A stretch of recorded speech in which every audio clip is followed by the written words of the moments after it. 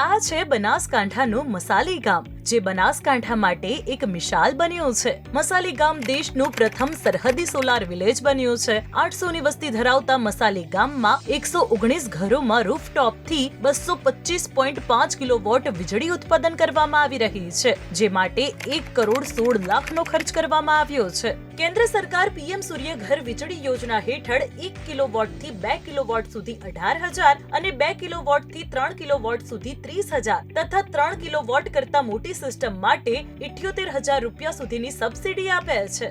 આપને જણાવી દઈએ કે બોર્ડર ડેવલપમેન્ટ પ્રોજેક્ટ અંતર્ગત સરહદી વાવ તાલુકાના 11 અને સુઈ ગામ તાલુકાના 6 એમ કુલ મળી 17 ગામોને સંપૂર્ણ સોલાર વિલેજ બનાવવા તંત્ર તરફથી પહેલ કરવામાં આવી છે, જે અંતર્ગત મસાલી ગામમાં કામ પૂર્ણ થયું છે. પાલનપુરથી દિવ્ય ભાસ્કર માટે મુકેશ ઠાકોરનો રિપોર્ટ. શેર એન્ડ ડાઉનલોડ કરો દિવ્ય ભાસ્કર એપ.